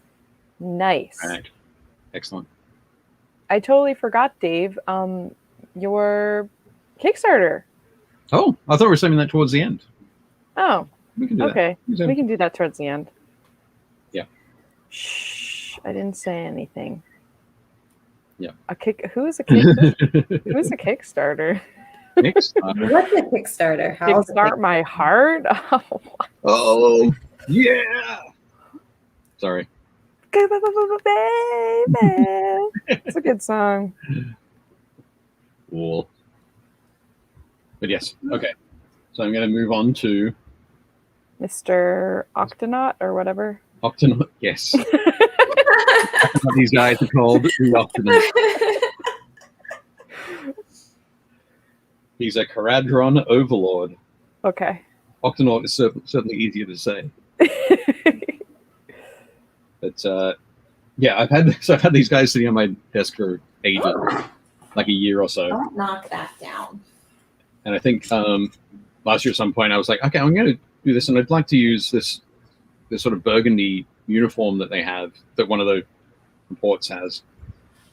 And Jeff Hall was on that episode with us. Oh yeah. Games Workshop makes that burgundy, and I'm like, okay, well I'll wait until I pick it up. And now, like almost 12 months later, I have it. I have them. We have the burgundy. American Oh wow. burgundy. So, great. I can start to mess around with that. Nice. Have you tried it out at all? Nope. Okay. Nope. Because I was going to ask about the viscosity of it. Because you know how sometimes contrast paints have different ways in which Can you hear that? Is the Yes. microphone picking that up? Yes, it is. Unfortunately, I haven't opened it yet, so the little seal's still intact. So. Yep. There we go. Yeah, Rob says, yeah, I don't have a dungeon like you, Dave, so Yeah, I'm just going to keep them all in a tackle box instead. you know. And you would need way bigger magnets. You would. Or you just need multiples. Use like a whole stack. Yes, the pain and suffering inflicted on oneself when you buy a whole wave release from a game. Mind you, it's only like a couple dozen minis. I mean, A dozen minis? That's fine. Fine. oh, Chris Korka says, yeah, it's a nice color. I usually use it on the handles of swords, axes, etc. Okay, yeah. Oh, that's super cool. None of my swords are having colorful handles. That's just not happening. Every person who has died and contributed to this man's sword socks You just say sword socks. Yeah. What else? They're like leg warmers made of swords. Right. Yes. Yeah, none of those. They were all poor men. Yep. That's cool. Of course, this first guy that I'm trying it out on, yeah, it's like you can see a little bit of his sleeve, and then a little bit of his sleeve, and then a bit of his butt, and that's it. Wah. Wah. So, oh well. But it's going on pretty well. The viscosity is pretty good.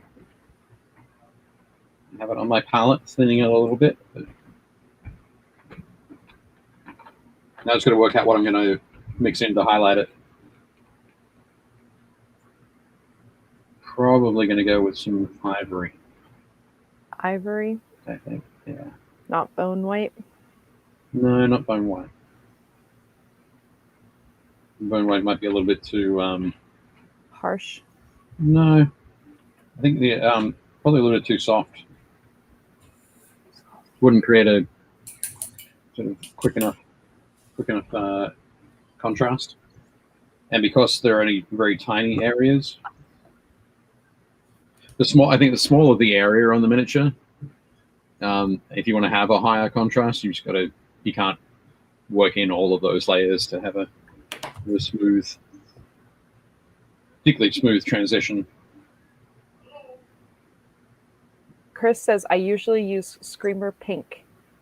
Okay, to highlight the do you then put a wash over it at the end, or do you use the final highlight of Screamer Pink? Curious. Oh, Roger says got to run. Thanks, Gretchen. Dave, and Leona. Thanks for joining. See you next week. Okay. Oh. Robin's just talking about his cat, and I just feel like insert Calcifer. He's right next to me. He's actually sleeping. He almost knocked down my paints when he stretched. We sleep on the table? Like right to the left. Yeah, he's on the table. Right. He's like directly to my left. I feel like cats are, because Rob was talking about how my cat is in a weird mood. Aren't cats always?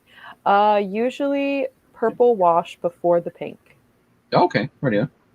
But it's straight Screamer Pink, or do you mix the burgundy into it? I guess that's my next question. Dave has a lot of questions. I'm curious. Lots of ways you can do it. Right. And I don't want to have to experiment. I just want to get it right the first time. Oh, that's fair. Tell us your mixing. Yep. It says straight pink. So, cool. Straight pink. We always approve the use of pink in the mini. This is fine. I don't think you're going to be able to see it with my camera. Wah. But like, I actually did paint his beak. Oh, but cool. it almost makes him look like he has lips. Oh. Well, that makes him look more like a polar bear. Yeah, that's kind of what I was thinking. I was like, polar bears have like black bands around their mouths, right? Yeah. Well, the other thing you can do is if you end up like not particularly happy with it, you can always put some blood on there, cover it with blood. Blood and snow. Blood and snow. Blood and snow. You know the episode, Blood and Snow. At the beginning of the episode, we talked about blood and snow goes with everything. Yep. Or is a good fashion statement or something. I don't. It ties an outfit together. That's what it was. It ties an outfit together. I think it'll be just fine. It would work well. Yay. That's what a horror movie character says. Now I get to start on all my fur, which I mean is painted technically, but making it look nice. Are you trying to make it look like weathered at all, or a little dirty, or? I don't think so. Like I said, I'm trying not to make him look too busy, because I want like the axe and all that to stand out, and I'd be a little afraid of making him too busy. But I'm also trying to pay a lot more attention to his shadows and highlights. So like, yeah, it's okay. So you can see there, like the little shadow from his horn. So kind of, there's like actual shadow, and then there's fake shadow that I have painted. Oh, okay, I see that. Yeah. So I'm trying to, by having like less color scheme, I'm trying to focus in on more like other details. And then I'm hoping that it'll make certain things stand out really nicely. Cool. Yeah. That makes sense. I just ruined his eye. The tough part as well, Leona, with a mini like that, where such a large part of it is a single color. Yeah. It brings more focus to those areas that aren't that single color. So the pressure's on. I just really messed him up. That's okay. You can paint over it. Start again. Let's see. Oh, he's a snowy owl panda bear. He's a panda bear. Snowy owl panda bear. Perfect. And I was doing so well. Like, I actually liked the little blacks that I was adding to this. And then I just went too hard. Oh. You were Icarus. You flew towards the sun. Icarus. Yes, I was Icarus with this black paint. Rob says, I really like P3's Neneth whites for doing warm whites. They're cold blue-gray for a clean white. Always need some room to go up to pure white in the highlights. Yeah. I'm realizing now I shouldn't have just painted straight white onto this guy. That's okay. Well, that's why you're starting with that and you're working back. Yeah. It's always important to remember which way you're going, which way you're working. You start at one of the two ends, or are you starting in the middle? But you can do either. But yeah, I was going to say that's why Citadel's Corax white spray isn't pure white. Right. It's like a light gray. It's a very nice white. It reminds me of like white in a house. Right. And they call like a house paint white. Right. Actually white. And there we go. That's how that burgundy. Oh wow, that's looking nice. Ooh. How's his butt? His bum. And then the little padded neck area. Collar. That's the word I was looking for. Padded collar. So now to go back in and mess around with all of the metallics. James says no, he has a black eye now. I mean, that could be part of this lore that I am building for this character. And Jason says, no pressure. You are reminding me of the toil of the polar bear I did last week. Well, you are in good company. Yep. Definitely not an easy. You'd think it would be easy because it's like one color. Yeah. It's actually very hard. Dave's like, could have told you that one. Yeah. Wow. You know what that means, folks? I'm going to move on to Arkin and try and highlight up these skulls at the base. There you go. Time to move on. I am using bone white and hoping that it looks plush. Soft, fuzzy. Like I want people to want to steal his shawl.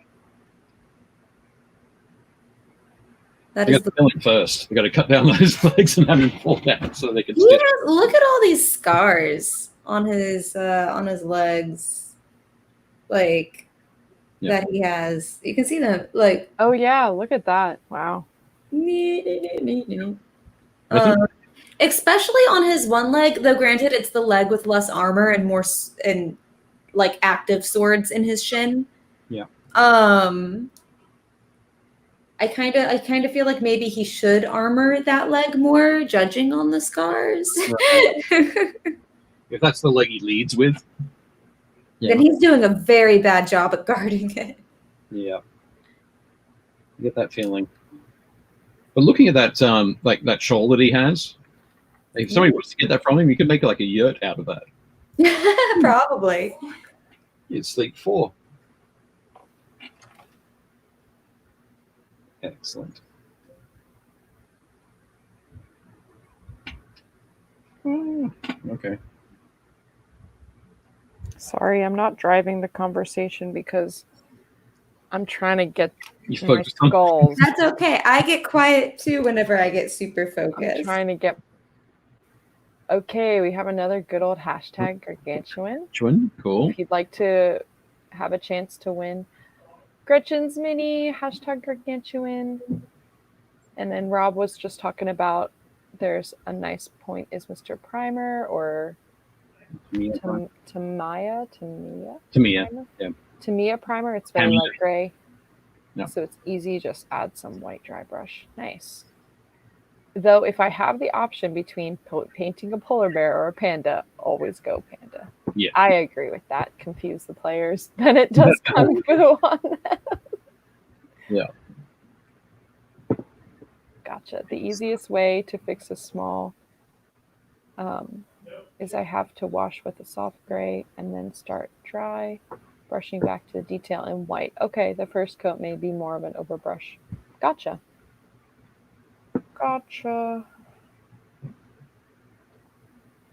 No. Got white on his cloak.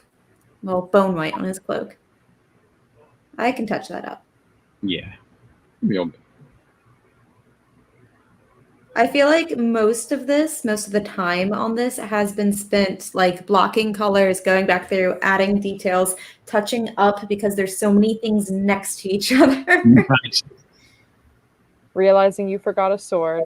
Realizing I forgot a sword. I forgot a hook too. There's a hook on his belt that I just now noticed.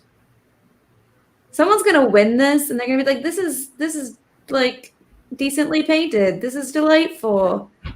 And then they're gonna find like some random weapon that's unpainted. I wonder if Gretchen knew that she missed this bit. And the answer will be no. Because there won't are have- so many details. Yeah. The answer will be I tried my best. It's looking cool. But did you succeed? Yes. I think it's succeeded already. You can stop painting now. You have, honestly. You have. Stop painting now and start adding the glitter. It just reminded me of that the song. Which song? And you tried your best, but you don't succeed.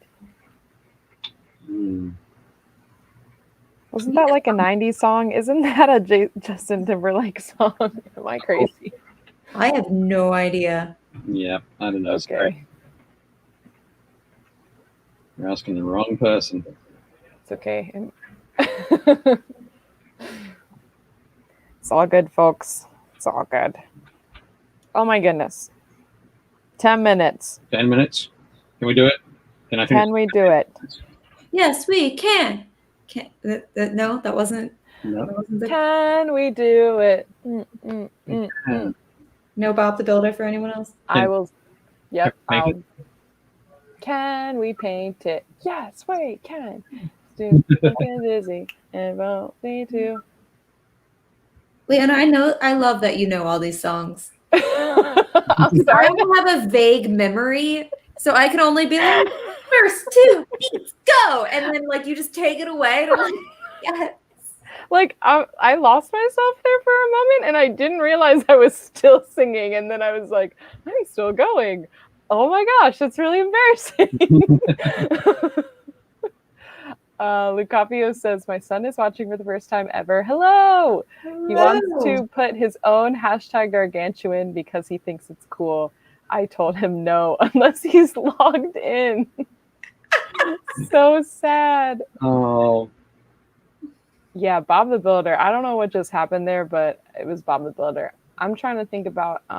It sounds like Bob the Builder possessed you. I don't know what just happened, but it was Bob. It was Bob. Dave, did you want to talk about your Kickstarter? And Okay. I'll do that very quickly. I think we've got a lot of folks will have seen it already. Yeah, but just to kind of give us an update on it, if people are interested in following the project. Sure thing. We've been over the last 3 weeks. We're running a Kickstarter campaign. When I say we, I mean Dave Taylor Miniatures, along with the team from Miniature Monthly, plus Christoph Kyle and Anna Polanchuk. We are putting together a series, or starting a series of books called The Art of. There we are, up on the screen. So these are the first 3 books. Next year, I hope to add another 3, and then keep growing the collection. But these books are kind of art books focused on great miniatures artists that have particular style, particular approach. And yeah, we are very definitely funded. With that 18 hours to go. I know. I slept for about 3 hours last night. My wife said, how did you sleep? And I said, terribly. Oh, no. I expect it's probably going to be even worse tonight. Because after the show, I have to go and do an update. Because this afternoon and tonight, we've cracked two more stretch goals. Wow. So, yeah, we're pretty excited about... Oh, scroll up. It's these ones. Up. Keep going. So, yeah. And sorry, these ones? Those ones, so we've cracked the 90,000 and the 95,000 stretch goals. Gotcha. But if you can scroll up to the top of the stretch goals bit. So, no. Scroll down. Scrolled back down. There we go. Stretch goals. Cool. So we have things that we've funded, stretch goals that we've funded. So a set of 6 art cards from the Miniature Monthly team is an add-on, which is cool. We upgraded from softback to hardback, which is excellent. We added a freebie tutorial from Christoph Kyle. That's on how he paints black. He does some very cool black painting. I need that tutorial. I think you'll definitely enjoy it.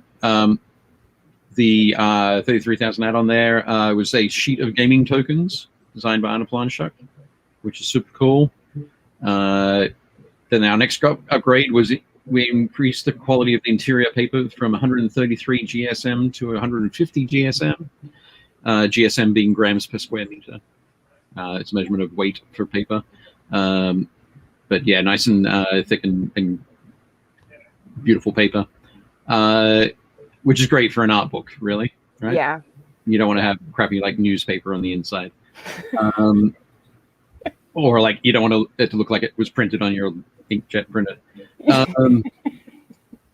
We've got another tutorial there from Matt DiPietro on his, he does really awesome oranges and ochres, so it's going to be on his warm tones. We have an A2 poster from Christoph Kyle of his great sort of homage to the Warhammer 40,000 3rd edition box set cover. He's done a great miniature kit bash and paint job for that. We've got ribbon bookmarks in all the books. We have another tutorial from Aaron Lovejoy, and that one's on how he built his diorama background for his diorama No Hope, which is an Infinity-based one with a bit of a Star Wars mashup. Oh, cool. Set of 6 art cards from Anna. We got silver foil lettering on the covers.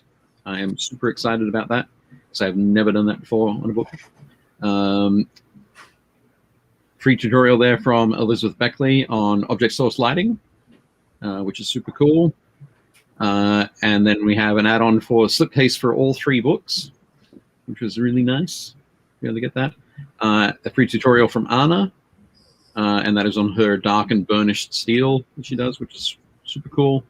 And then a set of 6 art cards as an add-on for Christoph Kyle. So, yeah, loads of cool add-ons and freebies. So there's like 5 tutorials that are free to everybody who backs. But yeah, so Leona's backed for Anna's book. Yeah, It's super cool. I'm excited about getting it. Yeah.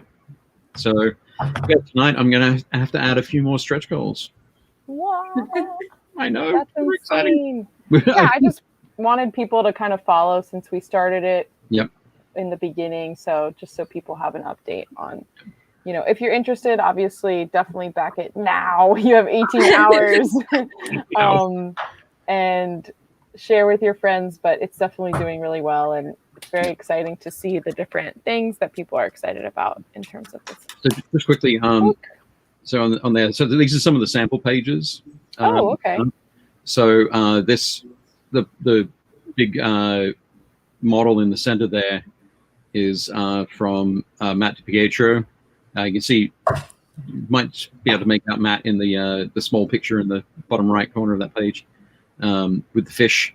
But yeah, this is a super cool piece. Matt's got loads of photos of how he assembled and painted that. So that's going to be a feature of the book. This part here is sketching on your miniatures. This is like an underpainting thing that Matt does quite a lot, where he'll sketch out the values first, so everything's done in black and white, and then the colors are put over the top of that. Yeah, that's like portrait painting. Yeah. That's really cool. That's just like straight up portrait painting. Yep.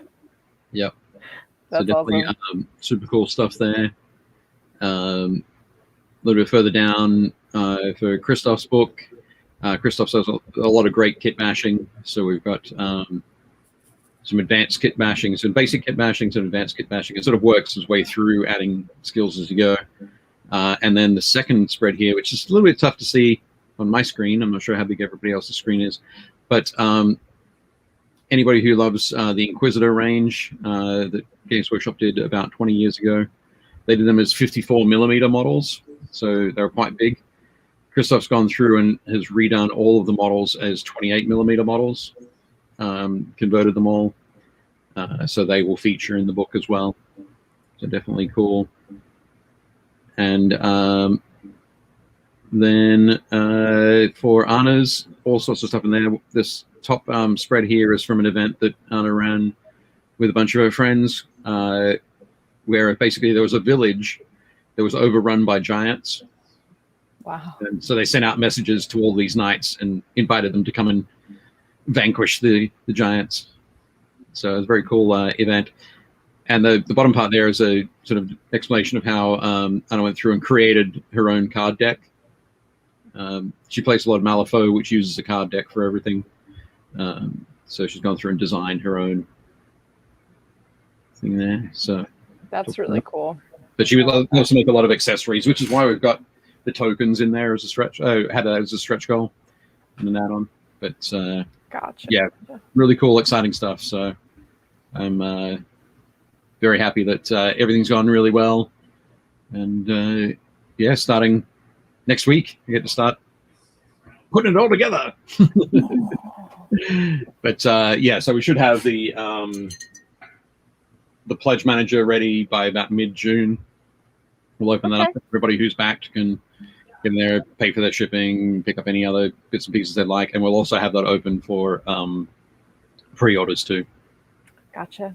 So yeah, and then Sweet. it's then how quickly we can put them together and then go back and refine them and make sure everything's cool. And right, it's very interesting working with 5 different artists because they all have their own approach and things that are more important to them in a particular image than they are to me. So I've got to make sure that I go back and check that I've arranged them in a way that works for both of us, I think. So yeah, it's definitely going to be cool. Super awesome. I'm excited. Yeah, no, it's been great to see the project continue and just people get excited about it. So smashing through those fun, stretch goals. Yep. Which is great. Definitely cool. So yeah. And I saw that Rob was saying, I would dearly love to back it, but my credit card is glowing red. Well, don't worry. Dave will be having a whole nother set coming out. Next Three more books next year. So just keep your eyes open and your credit card green. No good. I'm just joking. No, it's awesome. Yeah, no, it's been exciting just seeing the, different things for this project kind of come to fruition. So Definitely cool. yes, we are coming to the end of our show. Can you believe it? Never. Every single time, it is always some kind of... It's always a surprise. Yeah. Surprise! It's 9. Hey, everybody! Hey, everybody! It's 9 o'clock. But yeah, cool stuff. Well, I didn't get the Caradron Overlord finished. What? But I did get the terrain piece done. So yeah, that's awesome. I have a pretty good idea. That's really nice. Do this guy's fur everywhere. Right. Okay, cool. So I'm going to go back on top of that with the bone white again to blend and highlight and make it just look super duper plush. Cool. Excellent. That'd be great. So I think does that mean after the show you'll be going back through all of the #gargantuans and randomly determining Leona? What? Sorry. What? Wait 1 second. I have to remove myself before we close out. Okay. Oh, no. So I think Leona is going to go through and all the #gargantuans so that we can make sure we've got everybody on the list and do a random drawing and then keep an eye on the Facebook group. Yep. And Leona will post the winner on the Painting Happy Little Minis Facebook page. So all you have to do is type that into Facebook and then join. That's it. That's all. It's that easy. Yes, I'll look through the chat and announce a winner. Sorry about that, Dave. And then follow up with you later. And I will also follow up with James, who's the closest. You can get a special prize. So back in the studio next week to show off the new look. Well, I wish. So we're actually going to be staying in the Hobby Hangout format for a little longer because our studio is not 100% done. So unfortunately, we will not be back in studio next week. But that's okay because we'll be back here painting in our own respective spaces and hopefully be able to get that underway in June. So thank you for everybody painting with us, hanging with us. It's always fun to chat, see what people are up to, and wish you all a good night and good evening. And a merry weekend. And a merry weekend to you. All right. See y'all next week. Bye. Bye.